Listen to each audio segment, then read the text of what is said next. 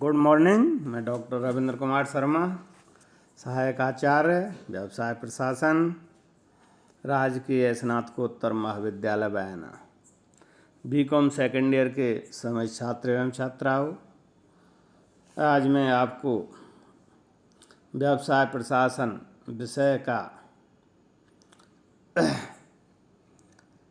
Paper second प्रबंध का topic है नियंत्रण का विस्तार अथवा प्रबंध का विस्तार के ई कंटेंट के माध्यम से अध्ययन करेंगे।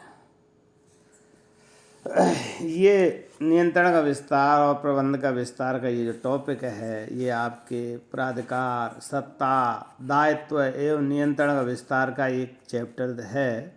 14वां चैप्टर है आपके बुक में, और उसी के संदर्भ में ये नियंत्रण का विस्तार, जो कि कई बार महाराजा सूरजमल विश्वविद्यालय राजस्थान विश्वविद्यालय के पाठ्यक्रमों के अनुसार पिछले गत वर्षों के पेपरों में ये प्रश्न आता रहा है। तो नियंत्रण का विस्तार से क्या आशय है, हम देखते हैं। प्रत्येक व्यक्ति की एक सीमा होती है जिसके आगे वह कार्य नहीं कर सकता है। प्रबंधक की भी कुछ सीमा है, उसके पास भी निश्चित योग्यता है, निश्चित मात्रा में शक्ति है, तथा उसके लिए भी दिन में केवल 24 घंटे ही होते हैं। ऐसी स्थिति में वह भी एक सामान्य व्यक्ति भांति कुछ सीमाओं रहकर ही कार्य कर सकता है। इसलिए इन प्रबंध के सभी कार्यों को पूरा वो नहीं कर सकता है।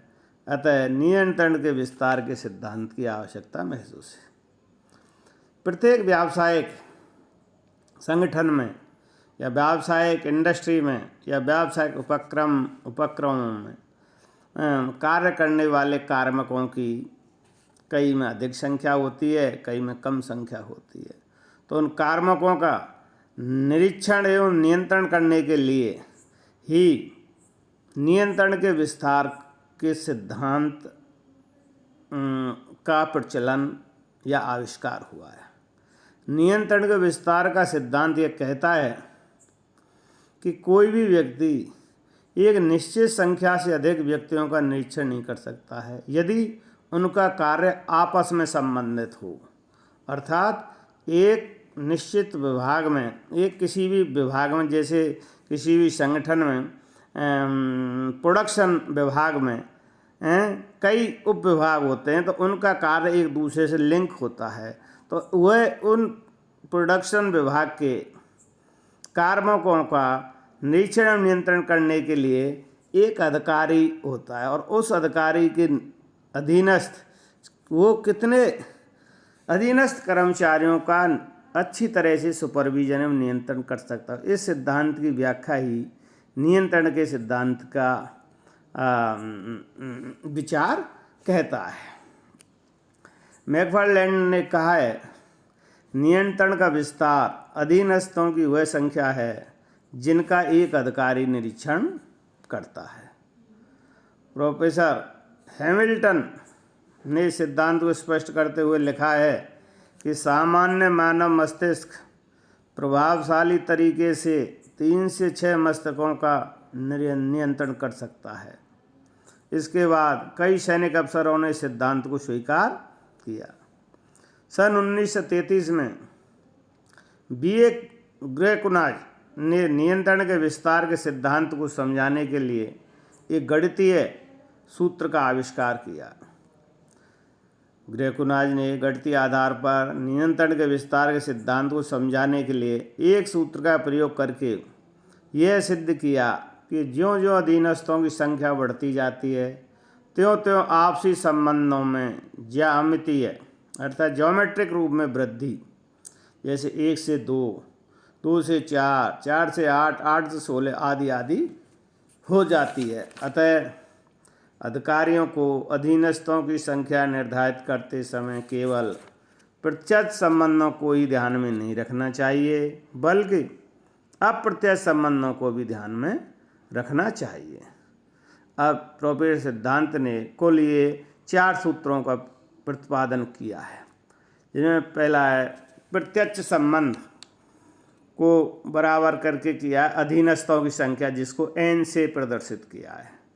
दूसरे हैं क्रॉस या प्रति संबंध।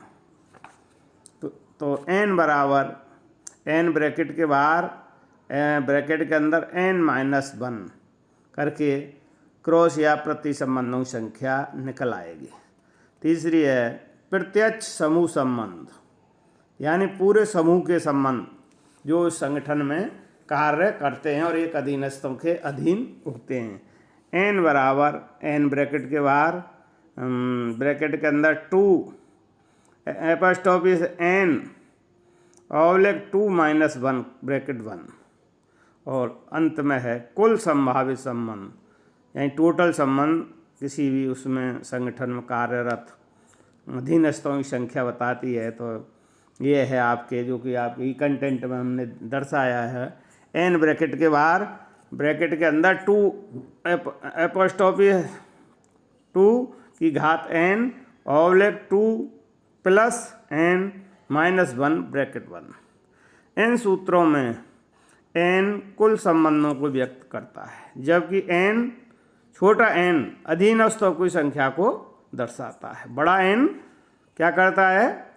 कुल संबंधों को व्यक्त करता है, कैपिटल लेटर्स में जो n है, और जो छोटे अक्षरों में है n वो अधीनस्थों की संख्या को दर्शाता है। जैसे हम एक उदाहरण के रूप में देखें कि किसी अधिकारी के अधीन 5 व्यक्ति कार्य करते हैं, तो उस अधिकारी के संबंधों की संख्या किस प्रकार से होगी?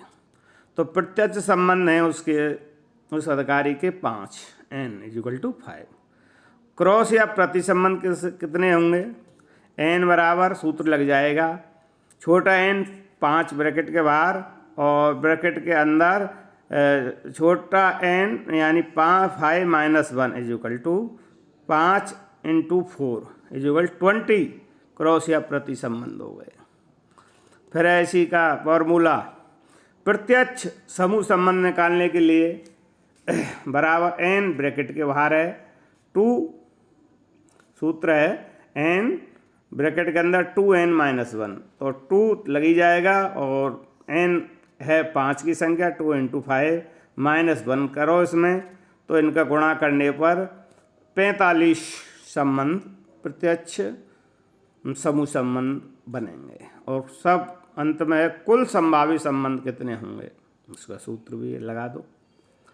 n बराबर छोटा n 5, दूसरा है 2 की घात 5 ऑब्लिक 2 + 5 - 1, तो ये आपका हो जाएगा कुल 5 × 20 100 संबंध। इस प्रकार से कुल संभावित संबंध 100 हो जाएंगे एक अधीनस्थ के।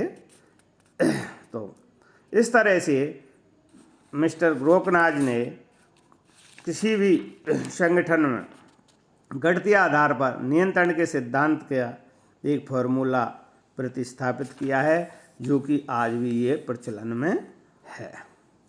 अब इस फार्मूला के कई विद्वानों ने आलोचना की है कि इस सिद्धांत को प्रतिपादित करते समय उन घटकों को ध्यान में रखा गया जो व्यवहार एवं संस्था में नियंत्रण के विस्तार को प्रभावित करते हैं, जैसे अधीनस्थों की योग्यता, अनुभव आदि। अतः यह सिद्धांत व्यवहार में अधिक नहीं अपनाया जाता, लेकिन वास्तविक निष्कर्ष के रूप में कहें तो ये ग्रोकनाज का सिद्धांत आज भी प्रचलन में है। दूसरा इसमें इसी बिंदु टॉपिक में है कि नियंत्रण के विस्तार को निर्धारित करने वाले तत्व घटक कौन कौन से हैं, अर्थात इसको किस तरह से कौन कौन से प्रमुख तत्व इसको नियंत्रण के विस्तार सिद्धांत को प्रभावित करते हैं। उनमें पहला है प्रबंधकों की योग्यता। नियंत्रण का विस्तार प्रबंधकों के ज्ञान, शक्ति, अनुभव, सूझबूझ, नेतृत्व क्षमता से प्रत्यक्ष रूप से प्रभावित होता है। अधिक योग्य प्रबंधक अधिक लोगों पर नियंत्रण आसानी से कर पाते हैं। दूसरा बिंदु है अधीनस्थों की क्षमता एवं योग्यता। अधीनस्थ जितने अधिक योग्य एवं क्षमतावान होते हैं, उन पर उतने ही कम निरीक्षण एवं नियंत्रण की आवश्यकता होती है। अतः नियंत्रण का विस्तार अधिक हो सकता है। विपरीत स्थिति में नियंत्रण एवं निरीक्षण की अधिक आवश्यकता पड़ती है। तीसरा है इसका बिंदु, कार्य की प्रकृति। कार्य की प्रकृति से भी नियंत्रण का विस्तार प्रभावित होता है। दैनिक प्रकृति के कार्य होने पर प्रबंधक के नियंत्रण का विस्तार विस्तृत हो सकता है, जबकि कुछ विशिष्ट जटिल एवं नवीन कार्यों के लिए नियंत्रण का विस्तार संकुचित करना पड़ता है।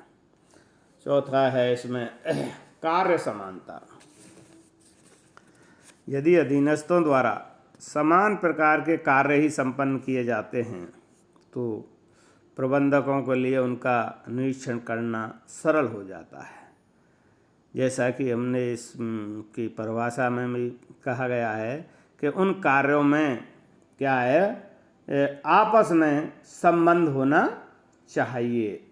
आपस में वो कार्य संबंधित होने चाहिए जिनका कि व्यक्तियों का निरीक्षण किया जा रहा है। ऐसे नियंत्रण का विस्तार अधिक विस्तृत हो जाता है। किंतु अधीनस्थ एक दूसरे से पूर्णतः भिन्न कार्य संपन्न करते हैं तो प्रबंधक को उनके कार्यों के निरीक्षण में बहुत ध्यान देना पड़ता है। अगली है समन्वय की आवश्यकता। पांचवा बिंदु है इसमें समन्वय की आवश्यकता। जिन अधीनस्थों के कार्यों के समन्वय में प्रबंधकों को अपेक्षाकृत अधिक समय देना पड़ता है उनके लिए नियंत्रण का विस्तार बहुत ही संकुचित रखना पड़ता है।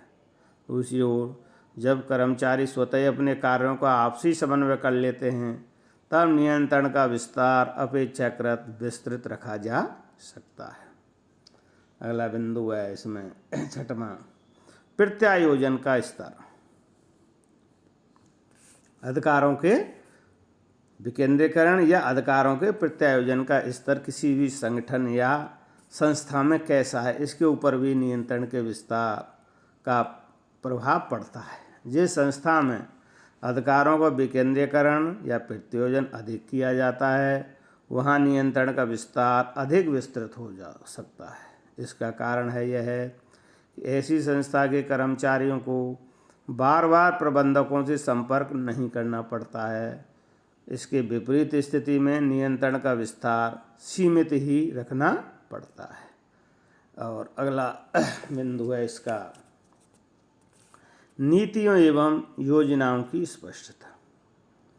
जब संस्था की नीतियां एवं योजनाएं स्पष्ट रूप से प्रकट की गई हो एवं उनका क्रियान्वयन करना सरल हो तो कर्मचारियों के निरीक्षण की अधिक आवश्यकता नहीं रहती। अतः नियंत्रण का विस्तार अपेक्षाकृत विस्तृत रखा जा सकता है। अर्थात अधीनस्थों की निरीक्षण में के अधीनस्थों की संख्या अधिक हो सकती है।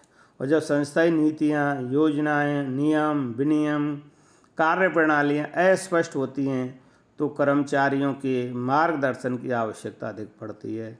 ऐसे में नियंत्रण का विस्तार अपेक्षाकृत संकुचित ही रखना पड़ता है। अतः नीतियों योजनाओं की स्पष्टता का नियंत्रण के विस्तार पर प्रभाव पड़ता है।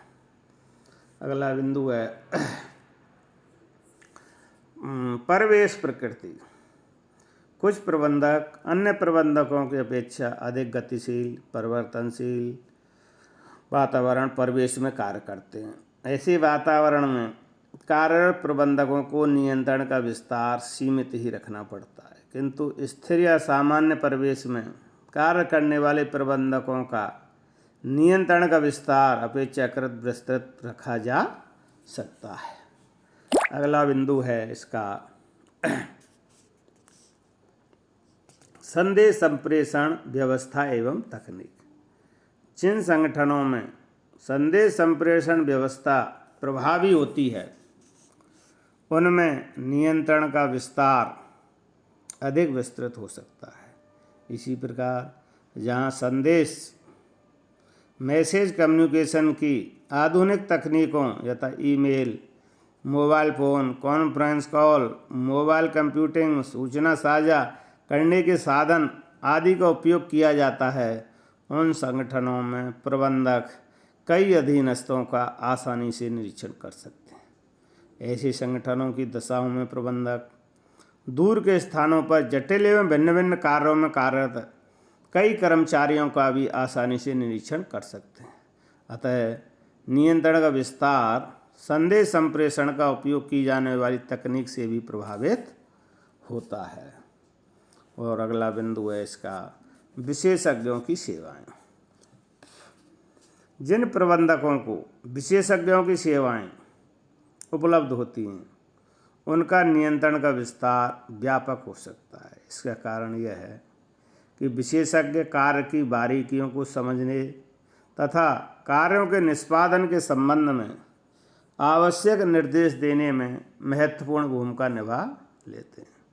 अन्यथा स्थिति में रेखा प्रबंधकों को ही सभी कार्य करना पड़ता है। अतः नियंत्रण का विस्तार सीमित रखना पड़ता है। इस तरह से एक अंतिम बिंदु और है, वह है व्यक्तिगत संपर्क की आवश्यकता। कभी कभी कुछ कार्यों को करवाने हेतु अधीनस्थों के साथ बार बार प्रत्यक्ष एवं व्यक्तिगत संपर्क बनाना आवश्यक होता है।